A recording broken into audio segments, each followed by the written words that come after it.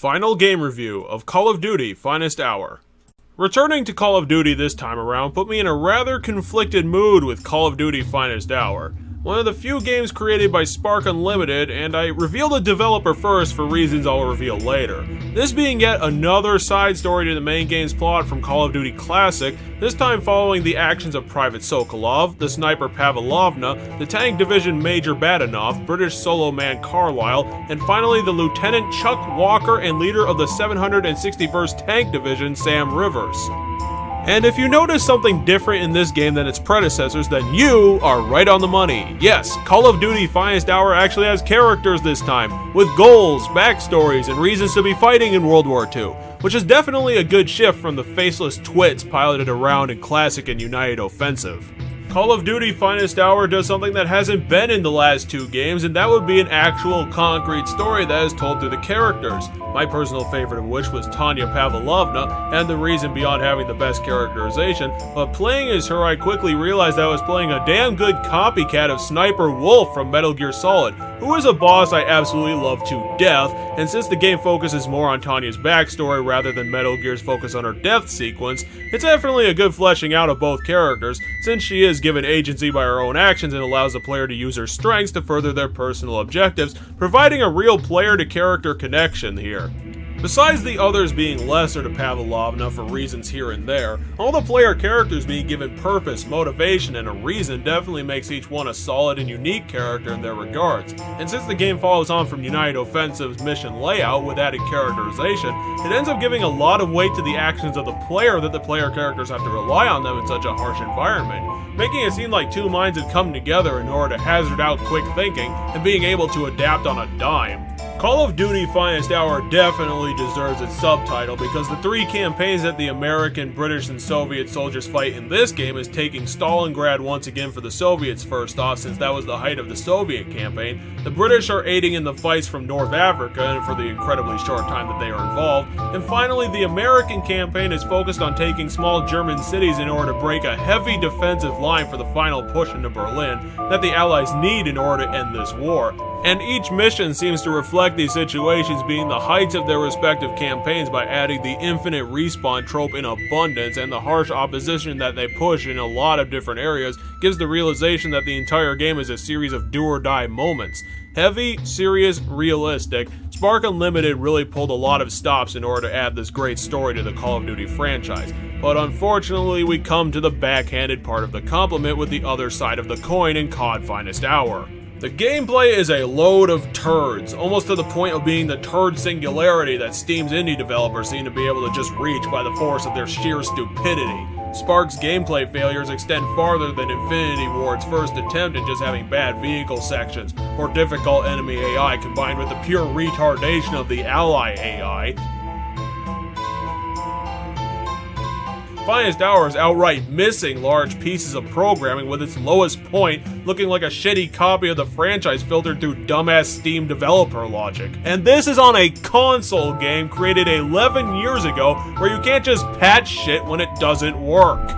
Let's just run through a couple of my examples here to see why Spark has failed so spectacularly, because these are the absolute bottom of the barrel. First, let's go to the British campaign at the point where we are required to take over a small ruin infested with Nazi soldiers. This mission might as well be the penultimate reason why doing infinite respawns does not fucking work. See, the first part of this mission is being required to place a bomb at the entrance point to where all the infinite respawns are coming from, and this idea could have very much worked out with the infinite respawn idea if they weren't coming out at the rate of a Gatling gun. See, most of the time when you rush ahead to plant the explosive, you'll end up face to face with about 8 Nazis at the entrance, and because of the game's wonderful feature of having you stagger every time you're shot, that means you run into a literal wall trying to plant it until you die inches from the objective because of the sheer amount of constant shooting.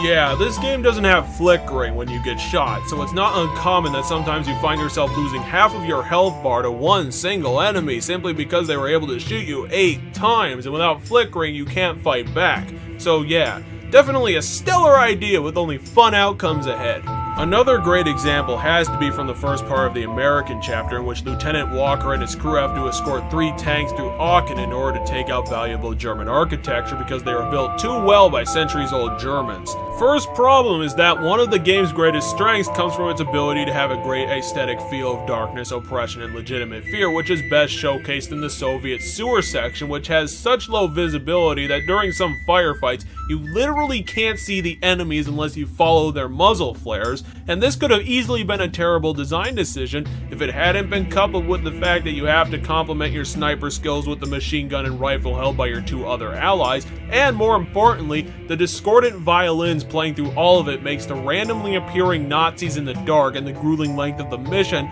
seem like a frenetic, debilitating military horror game where you're being hunted by ghost soldiers, and it's eerie as crap. Here, I'll play you a short clip. Immer weiter!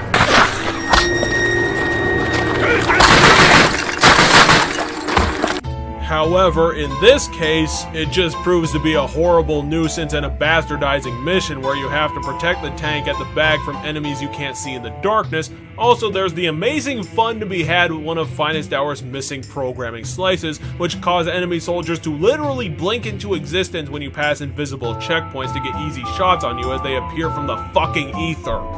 Now we get to the big one. The biggest damnation for Finest Hour is undoubtedly found at the end of the American section where Walker and Rivers are finishing the tank escort mission to find the last rail bridge into Berlin that'll substantially aid in the end of World War II. This part of the mission starts with having the characters march through another small German city before finding a tunnel which leads to the path that the tanks are taking, and after you pass through the tunnel, you get to the point where QA just stopped working on this mission. Getting through the first wave of enemies isn't too difficult besides all of the constant grenades and the fact that some enemies can take 8 bullets to the body without dying. These guys aren't even wearing armor. Come on, Spark! Anyway, then you get up the stairs to the German cathedral and about 8 Nazis spawn and swarm you, and one of these Nazis perfectly illustrates another one of Spark Unlimited's missing programming, pathfinding. This one Nazi soldier has such bad programming that he is running completely diagonal to the ground and actually looks like he's being pulled along by some sort of invisible dog leash of God. And if you think that this soldier just had a programming glitch when this happened, I'd be with you too. If this didn't happen 2 attempts at getting up here, this guy is programmed this badly. Spark's game cannot pathfind for shit, as the usual enemies and allies who get stuck running into obstacles is a common occurrence, and then they have to be pushed or shot before they get moving again, and it is the clear sign that the developer didn't give 2 shits about making sure the game ran correctly, and frankly, it got worse after that. The absolutely unforgivable bottom-of-the-barrel fuck-ups from Finest Hour came later when the tank escorts reached the beginning of the warehouse portion of this mission. Again, the beginning shootouts ran pretty smoothly except for the friendly tanks being able to deal serious damage to you. This happens at other points of the game as well, where your escorts are trying to kill you. Obviously not a good idea despite having the friendly fire option switched off. First problem with this part is in the open warehouse, where in some run-throughs the enemies had to be defeated on multiple occasions because they seem to spawn into existence at complete random, and the warehouse has to be double checked to see if all the Nazis got killed. Then there's the fact that the next leg of this mission doesn't activate until your ally randomly activates it when you're close to him, and this can happen literally anywhere since the game doesn't have a hard objective flag for this, so it ends up with you running around like an idiot all around this empty battlefield just waiting for the broken AI to activate the next part of the mission. Am I playing with an 80-year-old dementia sufferer or a fucking hardened veteran? Oh, and here's the best part about this. See, when the tanks stop before the warehouse, they still have the ability to help in combat and shoot enemies with their shells, and if one of the Panzerschränks happens to walk in front of the warehouse door you have to go through and the escort ends up shooting it, you can actually break open the door before the mission activates, and then you are able to walk through the entire warehouse killing everybody, thinking you can get a free ride before realizing that the shooting the door before activating the mission actually breaks the AI so that the mission can never be activated. This is the level of programming fuck-ups that if it happened at the beginning, could tell the player that the game was developed by the most idiotic fuckheads with saucepans on their hands and brains made of discarded month-old tuna, but since this is near the end, I can only assume that QA never took a look at this part of the motherfucking game. There's absolutely no way that competent human beings could have looked at this and thought that it worked, because frankly it doesn't, in any sense of the fucking word. You know I gave a lot of flack in the past for Team Ico's lack of QA when developing their Bosscinerator battle, but this makes it look 10 times better by comparison, because at least Bosscinerator didn't just freeze up during his fight and break the entire game. Now, during my playthrough of this game, at these points I did sincerely want to slap Spark Unlimited upside the head for how colossally moronic their game was, but unfortunately during my research, it seemed that Spark Unlimited actually closed down as a developer during this month, so I felt like a real lemming for not getting it done earlier. But for what it's worth, my final thoughts on Call of Duty Finest Hour. Like I said before, were conflicted to say the least. Call of Duty Finest Hour was the game that actually added compelling characters and a solid plot line to these past iterations of the franchise, which were basically ping pong balls threaded through used floss as a cheap excuse to have a bunch of identical gunfights, but with the characters having agency, it actually gives a lot of weight to the combat situations that we're fighting in. But on the other hand, Call of Duty Finest Hour has the lowest value of development in the series so far, with having only one fun sequence in the game being the Sam Rivers section, since it's entirely tank-based and isn't designed to kick your ass up and down the avenue. So Call of Duty Finest Hour was a strange case, because in the end it leveled out to neutral because it was able to play both sides of the quality spectrum, with having the best storytelling of the series and comboing that with the worst game mechanics. It's not a stain on the franchise as much as it's a good example for how to follow through with your implementation of ideas. So for what it's worth, Call of Duty Finest Hour gets these final scores. And now we move on to an actual sequel in Call of Duty 2 in the next video. So until then, I'll leave you as I always do, with a victory for gamers. See you next time.